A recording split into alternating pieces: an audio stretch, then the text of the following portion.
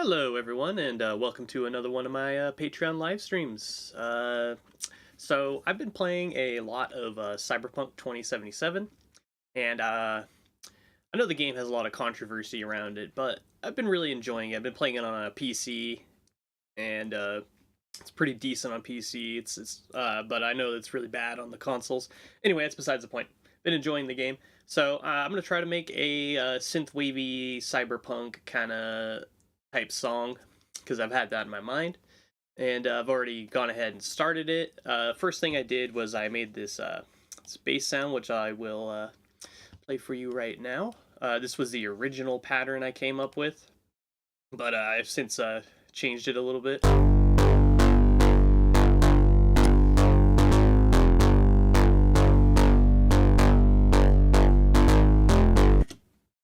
I'm using the new frequency splitter to split the frequency and get everything all processed differently.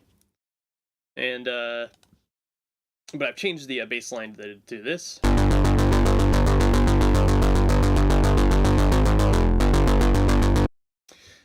So yeah, let me get my chat window real quick.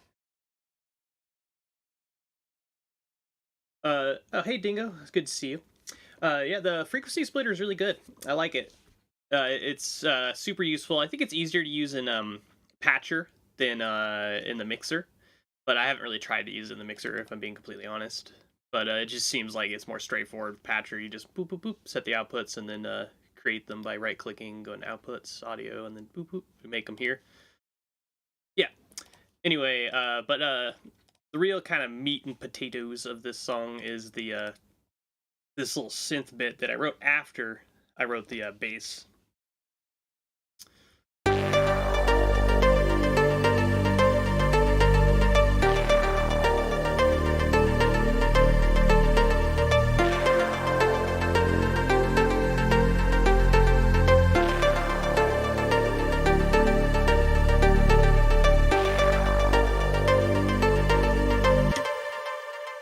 The real challenge is going to be how do I get that to transition into the bass. So I'm going to be trying to figure out as well as doing some processing. So I think the first place I want to start is I'm going to separate out these drums I have. I'll just go ahead and play the pattern for you.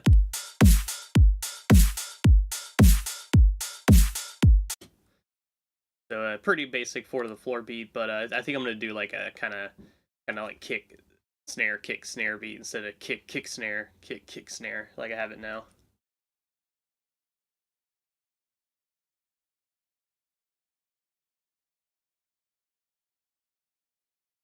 No Taker, yeah, I mean some of his stuff does sound like that. So I was actually listening to Essinger when I was like, oh, I'm gonna write something similar to one of their songs. So I mean, it's not like I directly copied. I just did it all from memory. But yeah, the multipass is really cool. I haven't really messed with it, but it looks cool. But I mean, it's the frequency splitter kind of does what that does, but like at FL Native. Except you don't use their snap-ins. You just use like whatever plugins you want. Anyway, let's split this. I'll just do it this way, save time. Boop.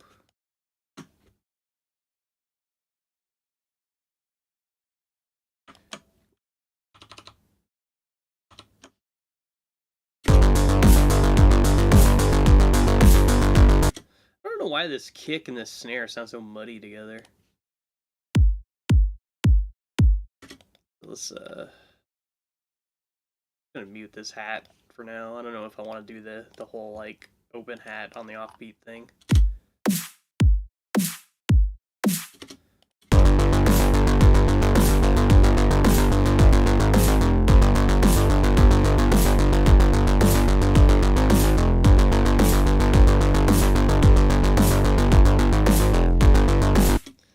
Oh, maybe I could do the like I could duck the kick or the bass underneath the kick during the or when the kick plays using this. Anyway, I did want to make some changes here. So I wanted to make a bass line that followed the main theme because the song actually has a key change in it at the moment because it's written in regular G minor scale and then it changes into uh, how do you pronounce it? Phrygian scale, I think it is how you pronounce it. I'm not 100% sure.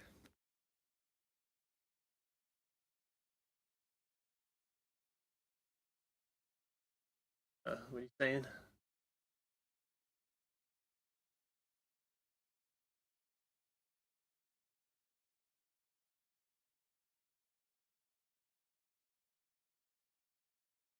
Yeah, I'm looking forward to seeing what you come up with the script. But I mean, admittedly, with hardcore, the drums are pretty simple. It's like there's four on the floor, and then like slight variations of that, unless you're talking like breakbeat hardcore. But I mean, you can get some of like that really like technical hardcore though that has like crazy drum stuff, and then like sometimes there's halftime beats in hardcore. Like I've done that a few times. I mean, breakdowns is kind of like the only place where you can get like really interesting with drums and hardcore for the most part. But I think what I was trying to say when I was talking about how I wanted to do that tutorial was more like when I put a kick in, like how I put it in the piano roll, and like I kind of how I set like the envelopes and stuff like that, which it doesn't really apply to this track. 'Cause this isn't a hardcore track, but like kind of like some of the rules I follow, like rules and quotes, because there's no real rules. When I'm making a hardcore song, like how I want my open hat to like only have like a little bit of bleed in uh past the offbeat, like when the kick comes in, I only want it to be like one step, or one, like I guess that's a 16th note. Anyway, bass line, bass, change sounds. All right, so I'm gonna mess with this filter.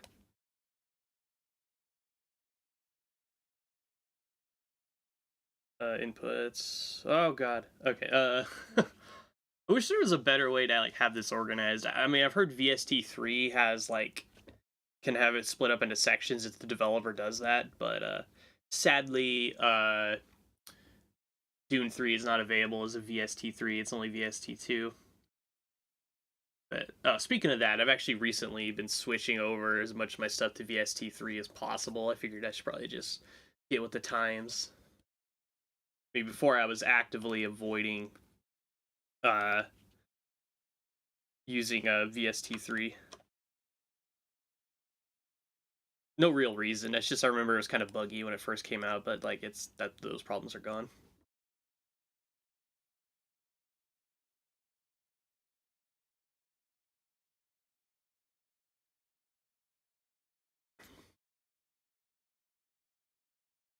Yeah, I mean, you could do like if you want to do a more advanced tutorial. I mean, go ahead. I know that there's already a lot of basic kind of stuff out there already. So, what was it again? It was the envelope amount. That's what I wanted. All right, now I have the tools I need to.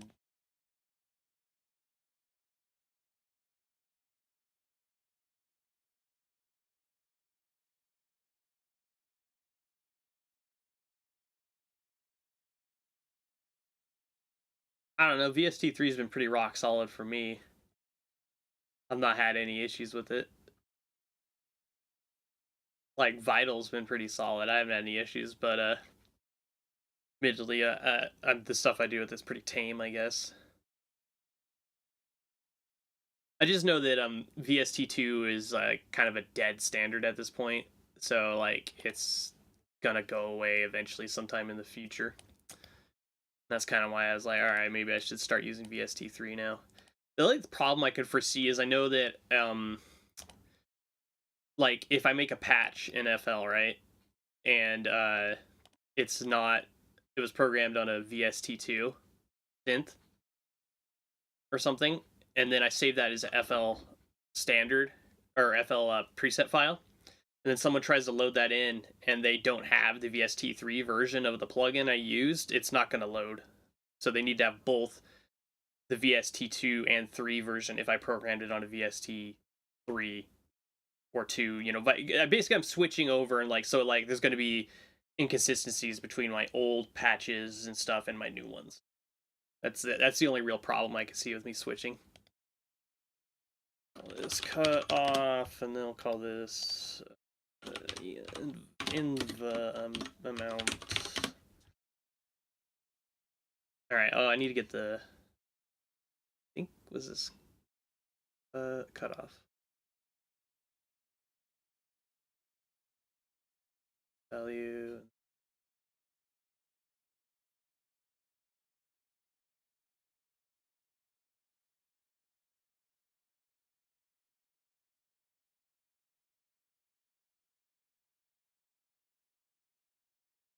Activate the initialize the song with these. All right, so basically this will allow me to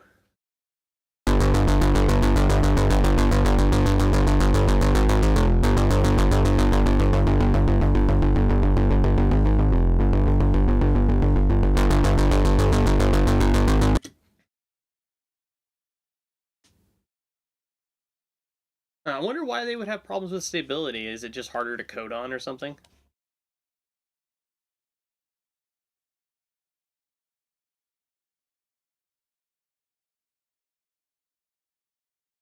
I need to split these out too. All this notes.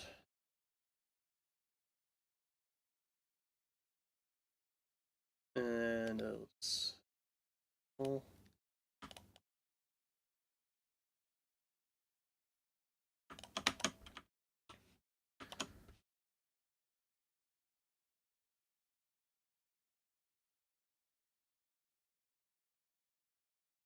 Yeah, I mean, I've already like pretty much 100% 64-bit now, except for some like really old plugins I use that are still 32-bit because they'll never be updated again.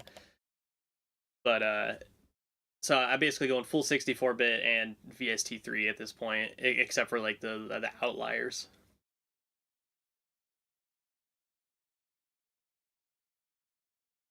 I found that the best thing to do when you're adding a plugin and you're not sure if you're using the VST3 or whatever other version is you just go here and then you go specifically to the VST3 version.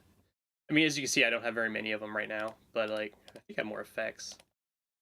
Yeah, you specifically go into the VST3 version, and then you drag that one in, and then that one will be the one that you um then you say add that to your favorites, and then that will be the VST3 version, so you know for sure you're using that one. And then you just gotta figure out like which one's 64-bit and which one isn't. Like right here, I have two versions of Crack, and I'm assuming one of them is is 32 and the other 64. What a bad name for a plugin, honestly. It's like, what Crack has such a negative connotation in the music community.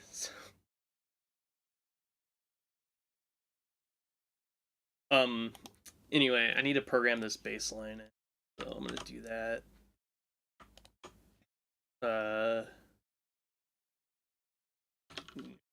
Call this nothing. Let's leave it blank for now. Is it Control U or Alt U? Well, whatever. I did what I wanted. Alt U is the one that brings up the context menu.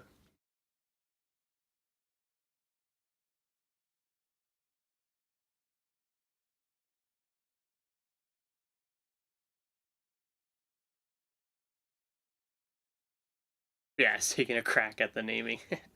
But I don't like renaming VSTs, and like I think it might be fine now because like it's more I felt smarter about it. But I remember back in the old days, like if you named a VST, right, and then like you sent your project to another person and they tried to load it up, but their VST was like the default name, it like wouldn't load up the plugin. And so like a lot of what I do is I'm trying to maintain maximum compatibility across like different computers and use case scenarios and whatnot. So there's certain things I'll like try to avoid for situations like that. Here we go.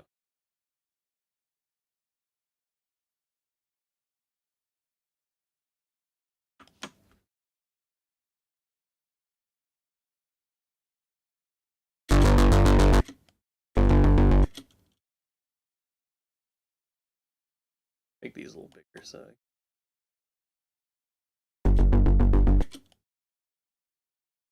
see, what is it? 32. What is it, like 20?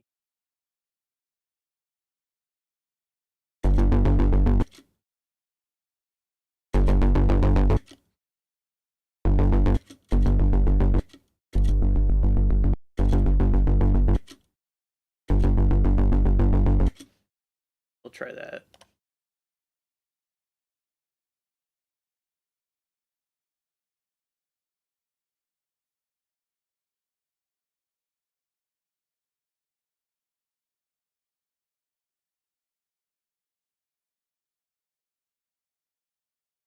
Oh, I get what you're saying. Yeah, no, renaming the actual DLLs or .vst3 files. Yeah, that's where you run into trouble. I thought that's what you were talking about, but yeah, renaming the preset files that FL Studio makes for the plugin manager. Yeah, that's completely fine. I actually do that all the time if a plugin is kind of a funky name. Most of the time it's fine at default though. But yeah, I think making a video about how you manage plugins would probably be really helpful. There's really not a whole lot of them out there, at least as far as I know. And a lot of people, like I see threads in like the FL forum about people talking about that kind of stuff every now and then. Let's see how that sounds with the.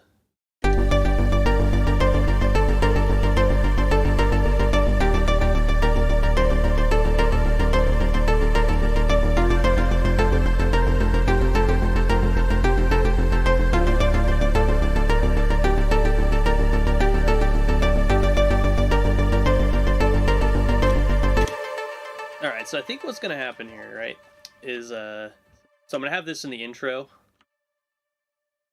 and then I'll have this section where it'll come back in after the hard bass stuff right here. Let's move this down. That here. Keeping it because I might want to bring it back. Actually, no, let's move it all into here. Pattern out of here. Size Z.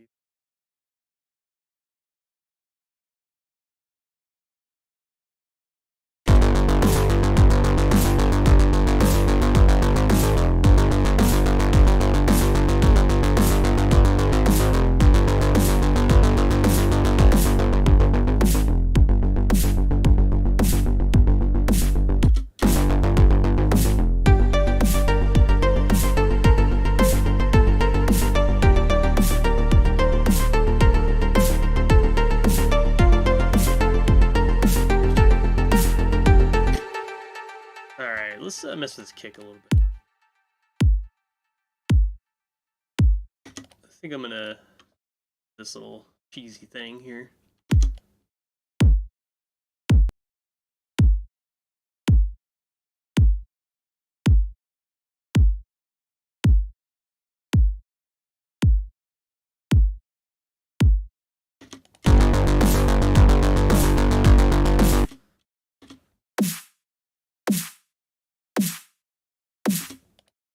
Add a little bit of reverb to this.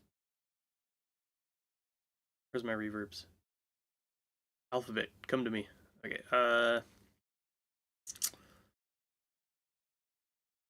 these 2 or 3. I think 2. No, it's 3. 3 is the one I want. Let's see. Are these VST2s? Yeah, these are VST2s. Actually, let's use ambience because it has that gated thing built into it. See, here's an example of a 32-bit plugin, right? This is a plugin that I'm pretty sure will never be updated to 64-bit. Anyway, it's really good free reverb, but it's it's only 32-bit. And I think that's great because, it doesn't matter because FL Studio has the bridge built into it, and the bridge is really good.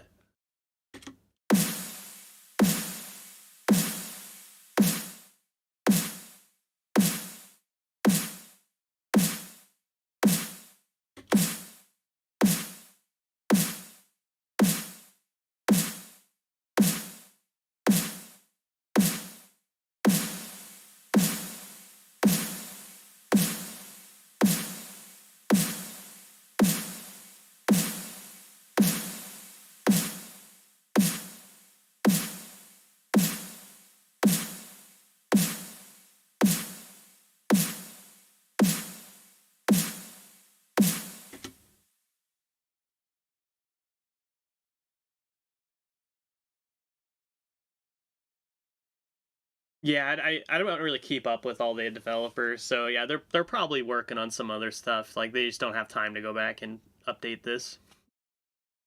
And I mean, I don't blame them. It's like, you got to move on sometimes, unless you have a bridge built into your DAW and then you just use it forever.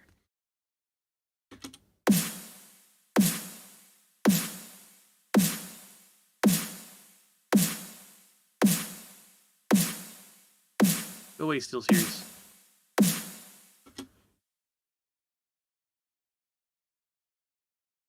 I want to mess with any of these. I don't use this reverb that often. Okay, let's see. We got the EQ, dampening. Yeah, I think I'll just leave it how it is.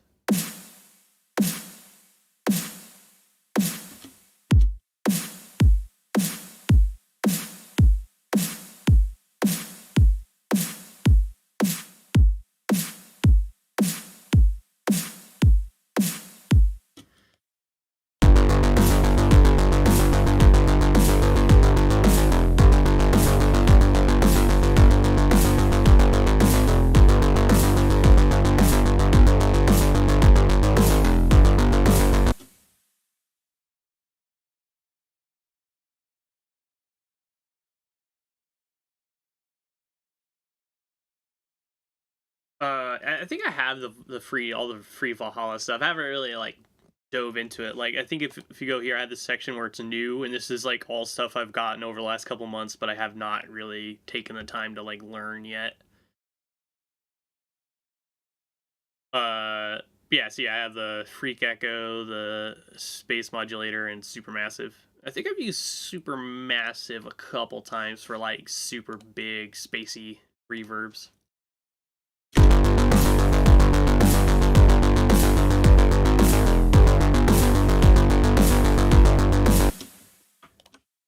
Bass might need to be a little. All right, let's do that duck thing I was talking about.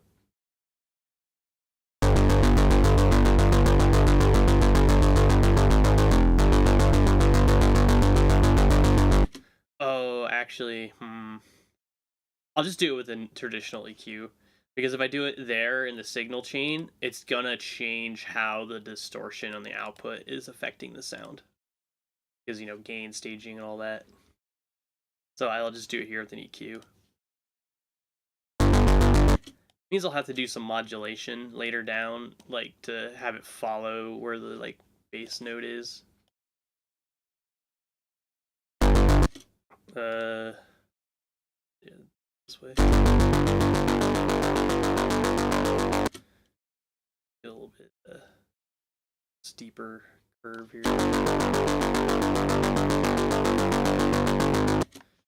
Let's see, we'll do G. So, there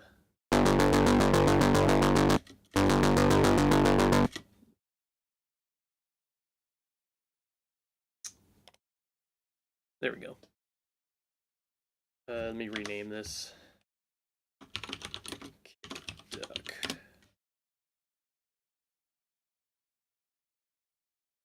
Most people would probably just put like side chaining on here, but I find it way better, at least for my workflow, especially since I started making stems. To just do it with automation clips. See, the problem is if you do it with a stem, or if you do it the traditional way and you try to make a stem by like splitting the mixer tracks, it's gonna mute the kick when the like snare is playing or when the bass is playing. So the bass won't be affected by the sidechain because the sidechain is no longer there. So you'd have to reset that up later on, like if you were processing the stems. And I like to have my stems just everything's done already, and they're just like audio printouts of what's happening in the track. And you can't get that if you do it the traditional way. So and I just like working with automation clips more anyway.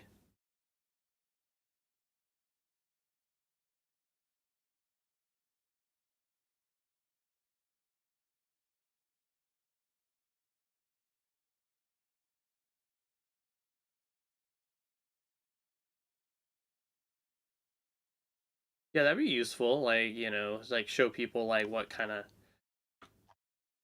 works for like a chain.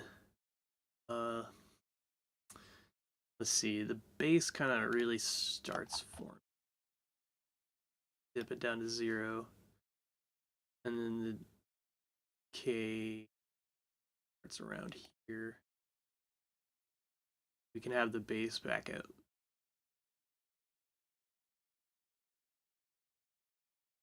Here, I would say.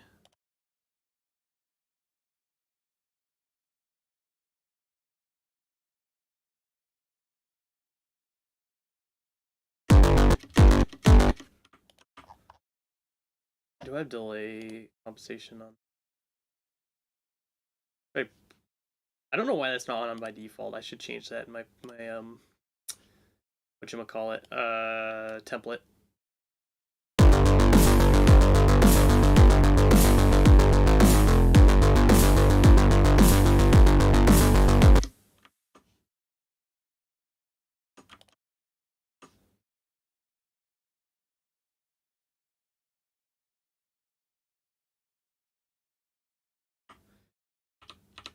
Yeah, I mean, like, that's going to be useful because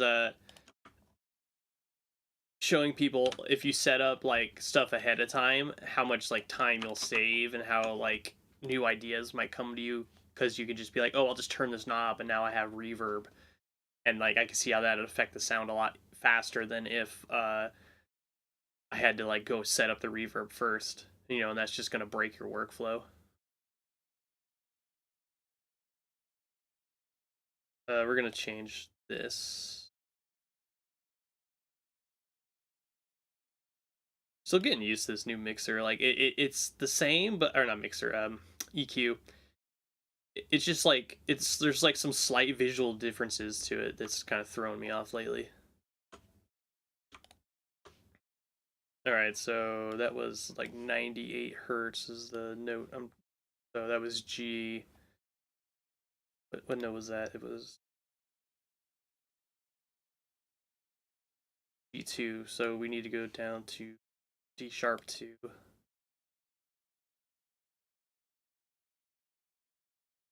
Brain work. Oh, there it is.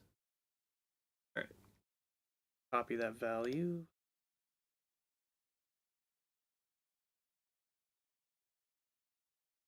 Oh, I'm looking at the wrong automation clip. There we go. So yeah, this is one of the super anal like mixing things I do that I would not really recommend that everyone does this. I just do it because it makes me feel better.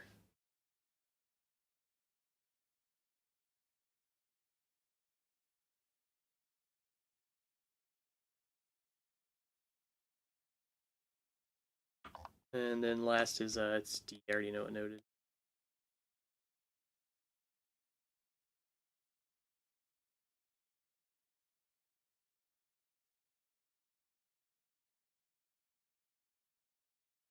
Copy the value, set this to 4th step.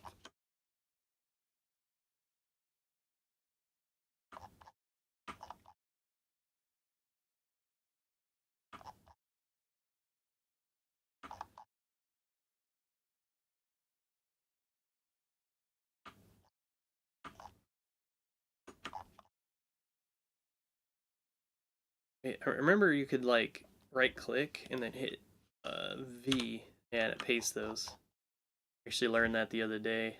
I think it used to be P. I learned that because there was a thread where on the FL Studio forum where someone was complaining about how they changed the shortcut. Which, I mean, to be fair, that's like something that's worth complaining about because like you've gotten used to it being one way and then all of a sudden they change it. Oops. Oh crap. There we go. Which is, that's kind of one of the things that ImageLine does that it does bother me a little bit, is like how they'll just change shortcuts, and I think that they definitely need to give us a way to customize the shortcuts if they're going to do that, which they've hinted at doing but have not implemented yet.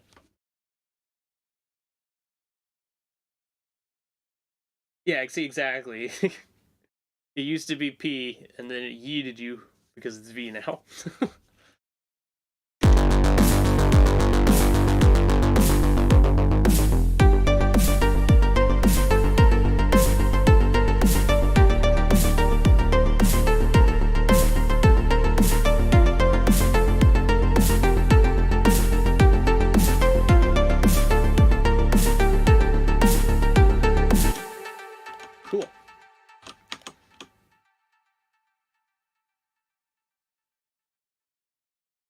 But yeah, no, it makes it. I think it does make sense, especially since it falls more in line with like the Control C, Control V kind of thing that you see elsewhere. But still, like it's just screwing up like muscle memory. Like the biggest one that ticks me off that they've done is so F8, right, used to open the browser. Now it opens the plugin picker. So like when they first introduced plugin picker, they changed F8 to be plugin picker. Now you have to hit Control F. Is it Control? No, it's Alt F8. Alt F8 to open the browser. That is an awkward shortcut because if you want to have your left hand on the keyboard, right? F8 is way far away, so you'd have to hit Alt and then like pull your hand all the way across the keyboard if you can even reach that far to do it. Or you move your hand over to the right side of the keyboard and hit right Alt and then F8, which actually doesn't even work. I'm trying it right now. So, oh god. So it's only left Alt and then F8. That's a two-handed shortcut if you unless you have like really monstrous hands. And that's stupid. That's why I map it to my mouse button. Because otherwise, it would just drive me crazy. Anyway, that's my little mini rant about something that happened a long time ago and I've never gotten over.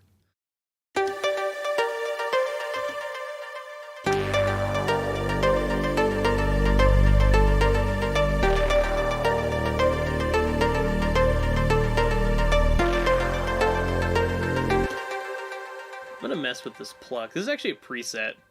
I wanted to write the melody, and then so I found a preset I liked, and then I'm like, you know what? I'm just gonna use it.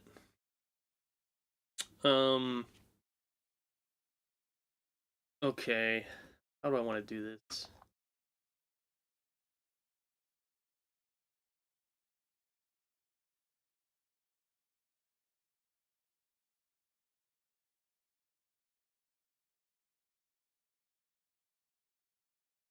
I do have Reaper installed currently. I was gonna mess around with it because it might be better for when I do like audio related, like audio only stuff, like mastering, for example. But I just haven't taken the time to learn it, and I probably maybe someday I will, but like not anytime soon. It's just like I know FL so well at this point. All right, I'm going to do it this way for the pluck, and that's because it's a preset and I didn't make it, so I don't really know how it works, so I don't want to screw things up too badly if I don't have to, so do it this way.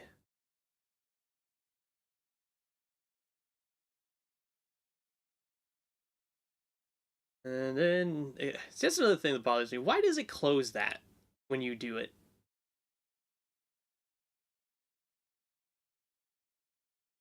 I mean, I love FL, but I mean, there is some kind of weird, janky things about it that bother me.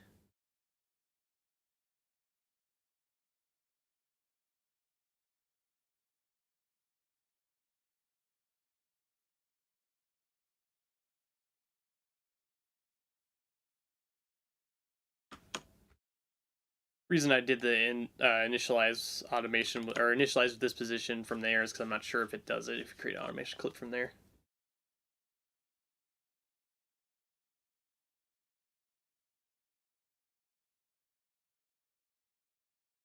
I mostly but yeah, there's nothing wrong with presets. I mostly use presets for like pads and stuff because I really hate programming them. Um, yeah, this one specifically, all I did to it was I took the reverb and delay off it and put my own on there.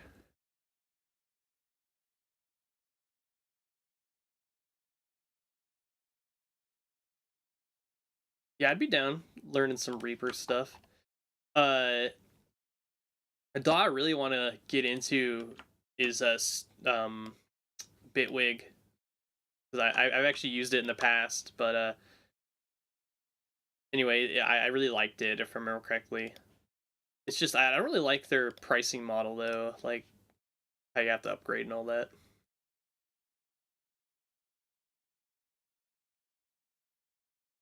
Studio One's also a really good DAW, so I mean you wouldn't go wrong with choosing it.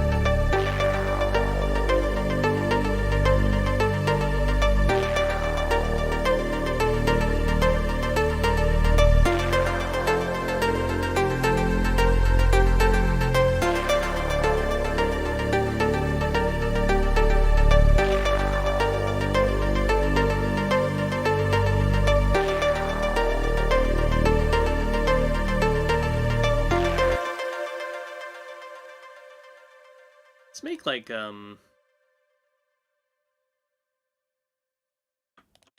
yeah, so I'm gonna get some markers in here. So call this intro. Call this build. Make another kick right variant here. I think for this one we're just gonna do like the classic.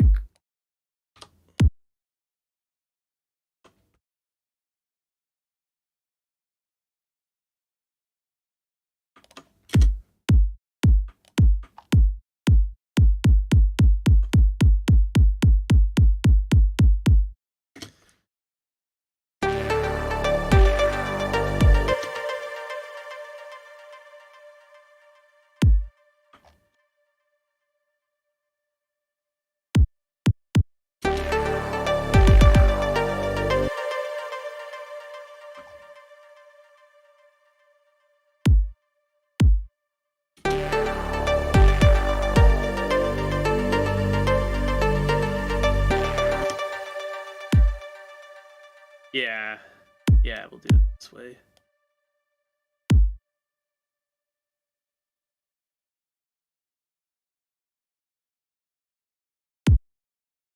And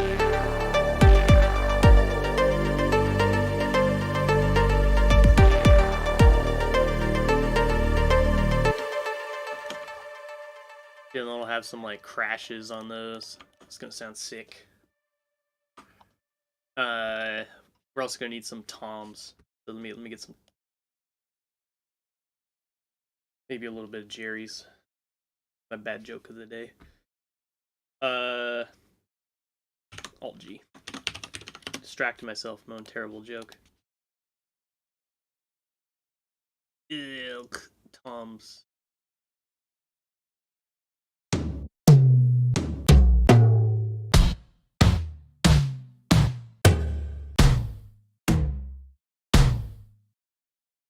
Maybe I'll try using some classic ones. So we'll go to drums, and then we'll use the reverb ones, and pick a drum machine. I think that didn't the TR-505 have what does this sound like? Was it, or is it the 606?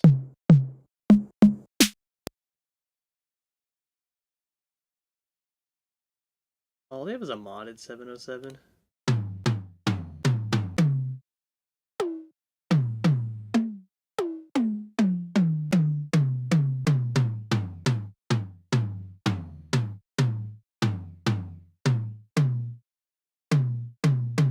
I think the 707 is a great drum machine, actually. It's really underrated.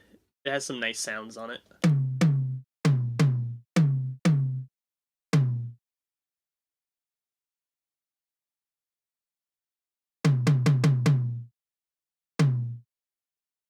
Oh wait, I think the Lindrum has good toms on it.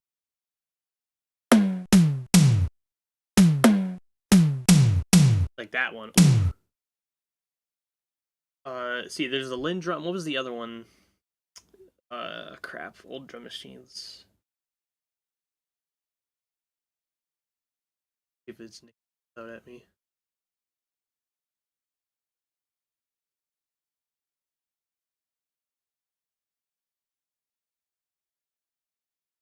The Adrenaline, which I actually have a. I think I have a section under drum machines. Yeah, I have lots of drum machine samples. It's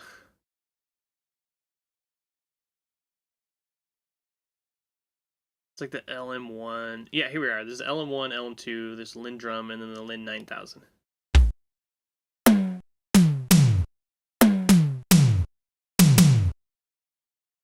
But I mean, the 707 can work in other types of music. Like I think the open hat is pretty decent. You could use that in like hardcore. I think I've done it a few times. It's basically a 909 hat, but not as iconic. There's a low tom. They all sound the same. These These are basically the same as the other one, the Lindrum. So I'll use the reverb ones, I think.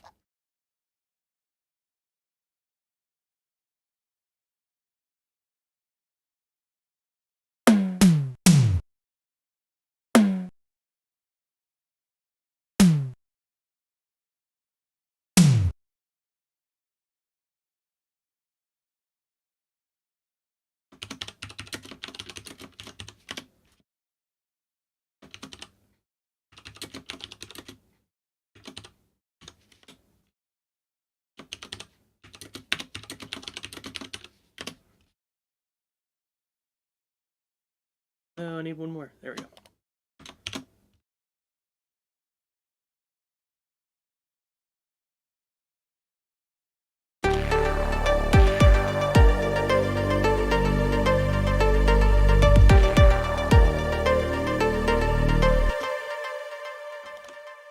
Okay, so I'm gonna need a new pattern here, specifically for the toms.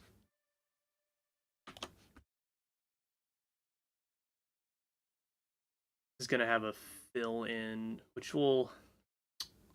No, I'm gonna use a different one, so I'm just gonna offset it. Makes it awkward to program, though.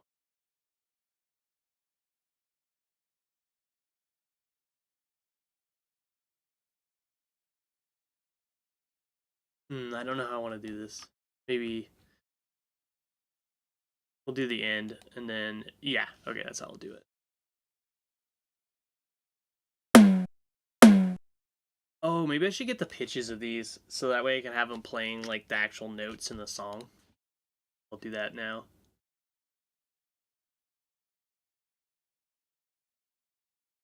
Oh, I just saw that. It made me think about it. This is a really underrated plugin. It's a 32-bit one. And I have this for one very specific reason, is because you can turn off sample interpolation. So, like, if you use, like, really old samples and you want them to sound all crunchy when you pitch them up and down, like how they would on old gear, it's the plugin to use.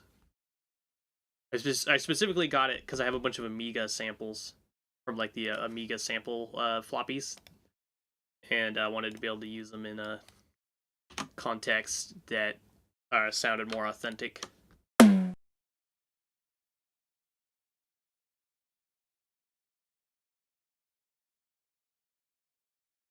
Let's just zone. Oopsie.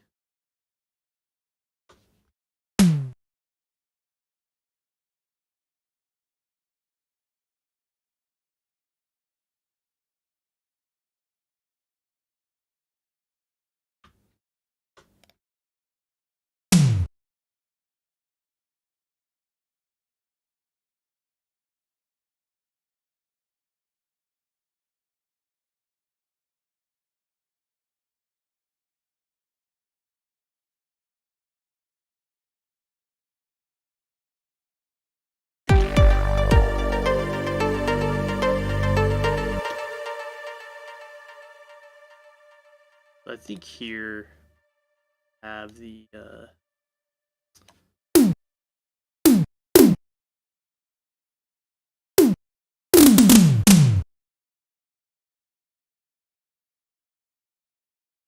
let's just turn all these down, like, right there.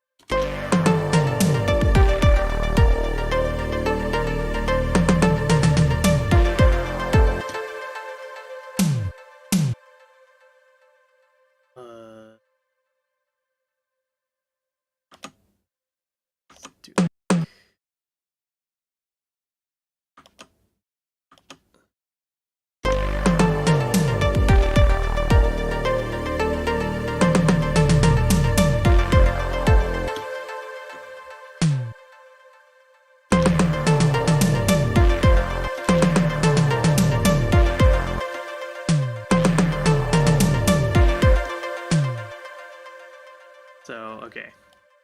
Let's get some velocity stuff in here.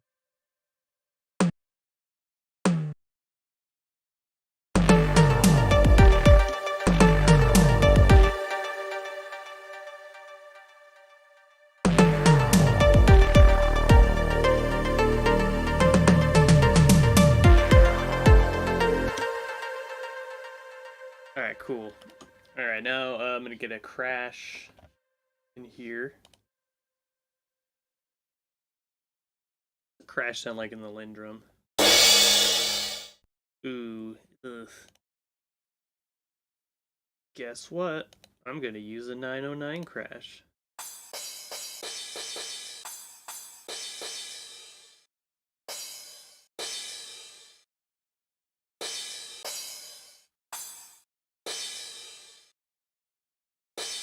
Yeah, in my opinion, the 909 is like the best crash. Like, it just sounds so good to me. It has everything I want out of a crash. It's perfect.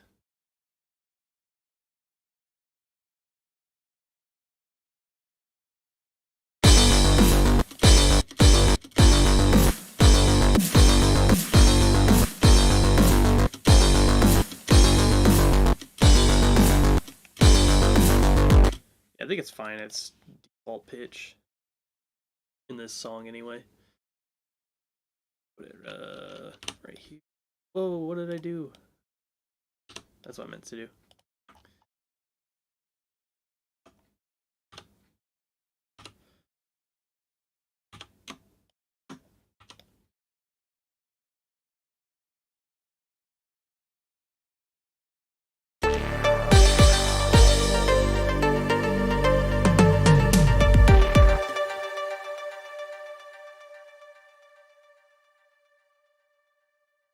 Yeah, it's just the same pattern.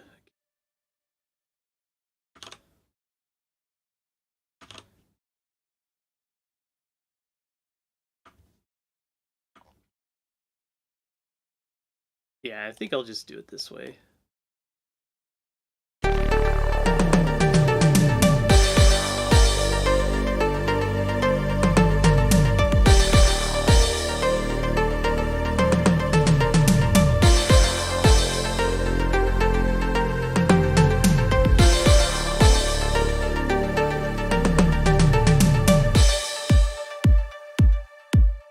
See, and then we'll have the bass start to build up here.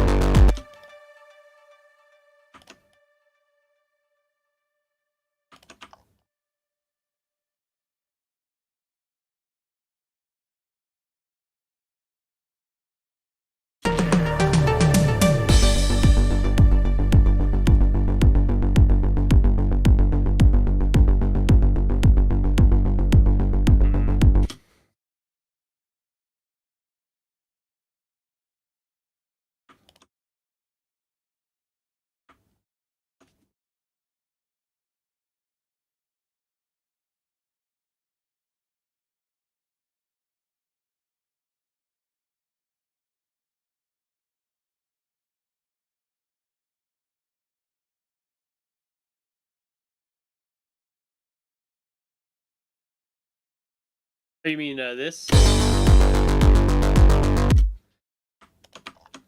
Like, what I'm thinking is I'm gonna like have it come in either high pass or have the.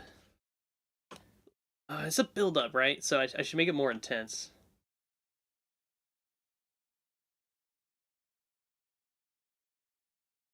Oh, so you think like just doing this?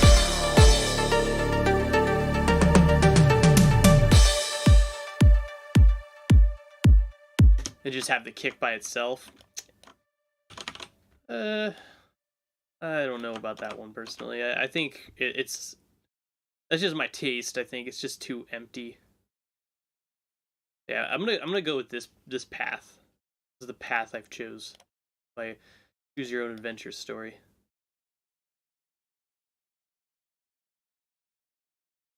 Let's get this. We have step one.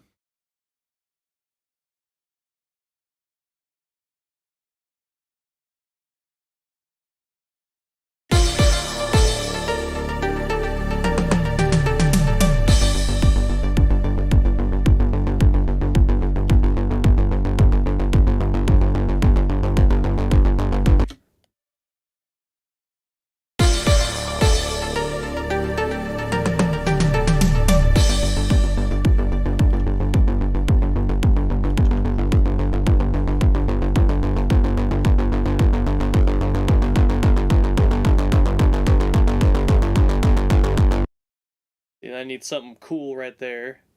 And then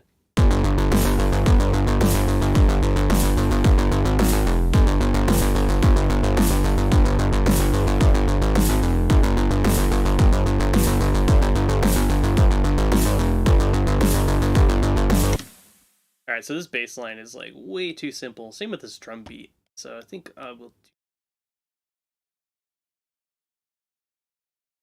do like a 4-bar pattern. So we will go something like, there's my core anchor kicks, and then we'll have like boom, boom, boom.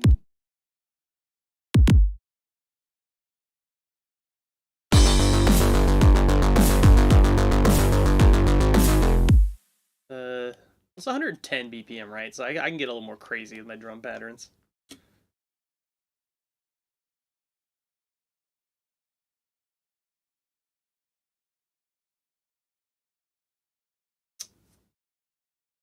See, I guess I'm just a little too reserved, right, with my build-ups. With hardcore, I kind of have like a template in my head, and I feel more free to do crazy stuff. But like I think with this genre, since I'm not, it's probably just because I'm not as familiar with it. I'm a kind of hesitant to do that kind of same crazy stuff with it. You know what I mean?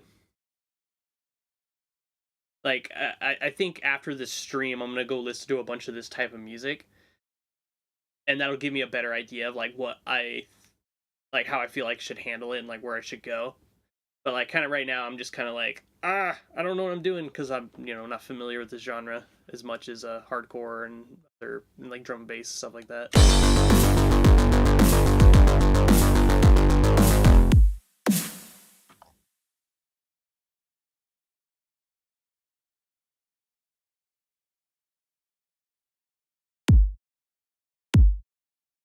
Do that.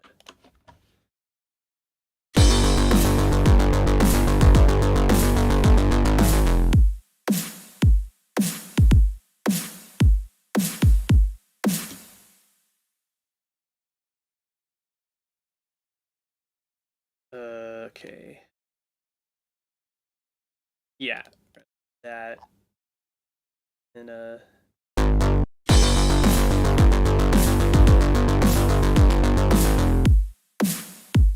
yeah, we'll go up like that.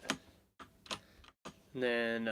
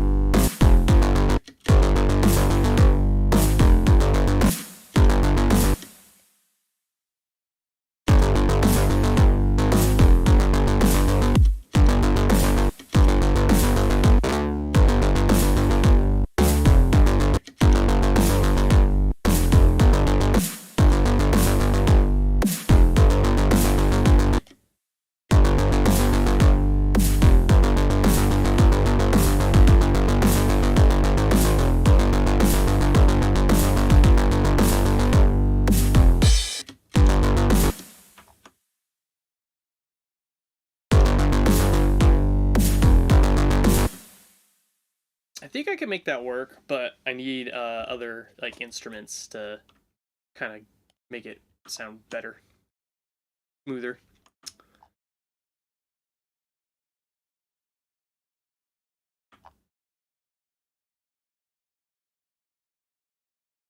I'm gonna make the EQ like freak out, I think.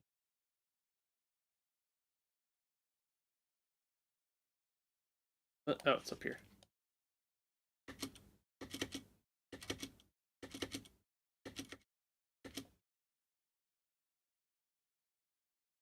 Might as well just not do that, right?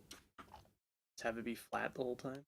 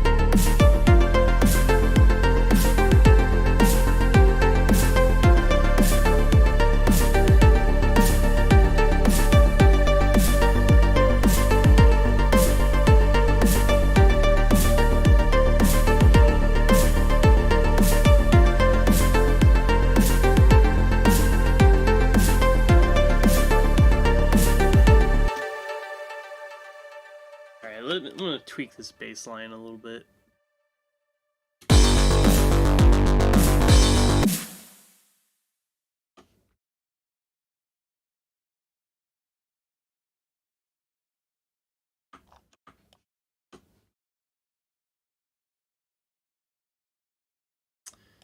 Did my original baseline go?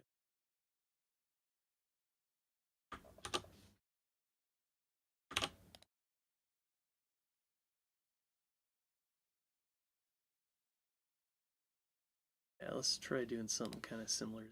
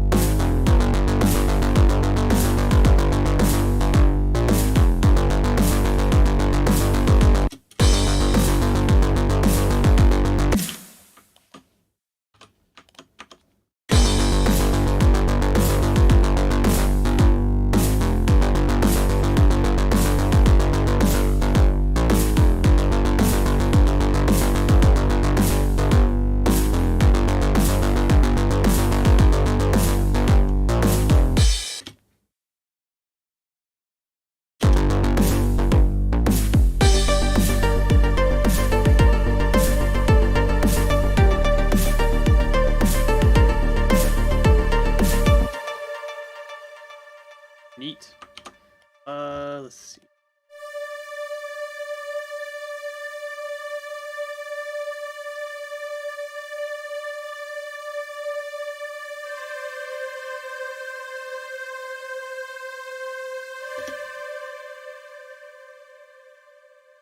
What's this patch called in case I screw it up? Alright, let's just clone it. There we go.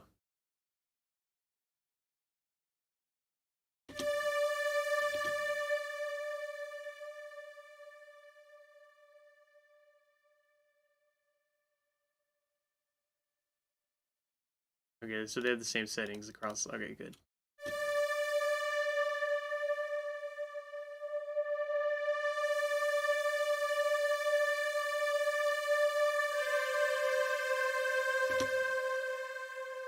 Yeah, I think that's probably a good idea, is to have like a pre-made kind of project.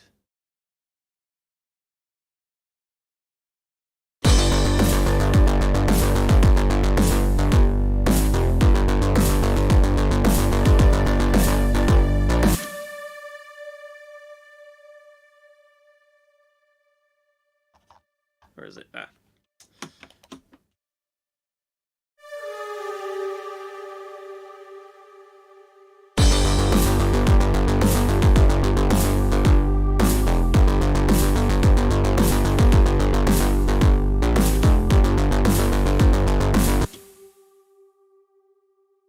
Yeah, we'll do that.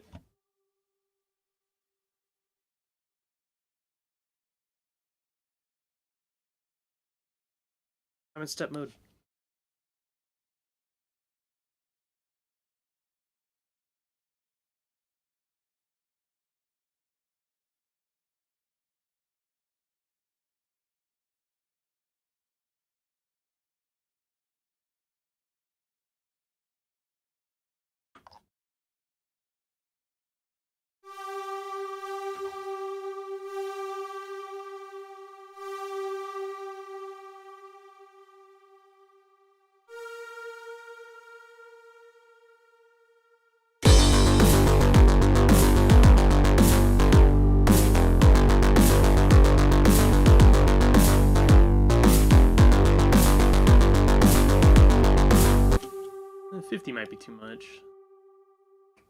55 question mark.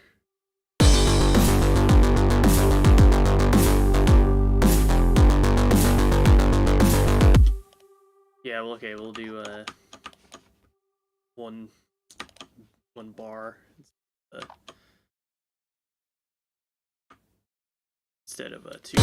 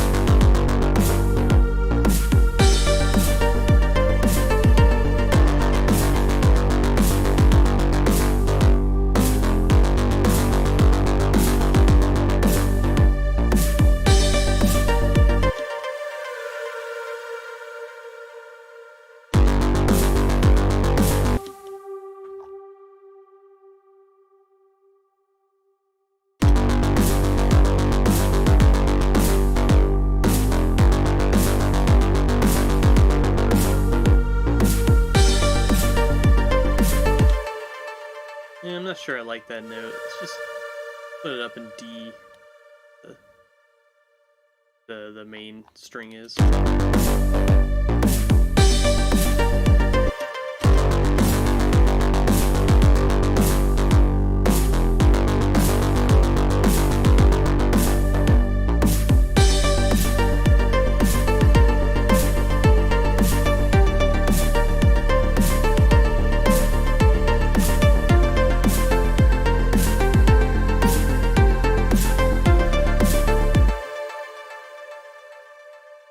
Alright, I'm gonna listen to the song, how it is in its current state from here, and then probably wrap the stream up.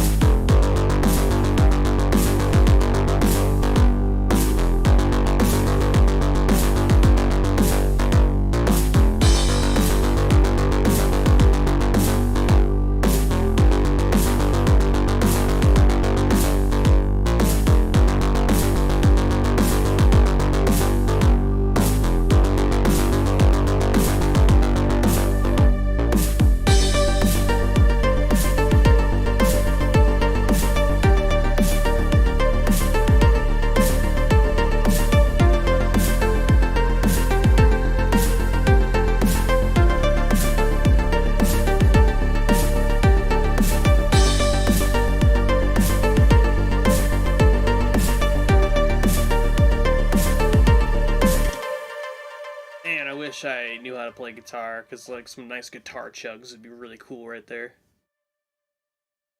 Anyway. Oh, well, thank you. Glad you're enjoying what I'm working on while you're writing your, oh my god, 5-page script. Oof. Well, all I gotta say to that is good luck. It's a lot to try to kind of remember and read as you're, trying to be on for people because you're trying to teach them. But I think you can do it. You got this. Anyway, I'm gonna wrap the stream up here. Thank you for being here, Dingo. I always appreciate having you.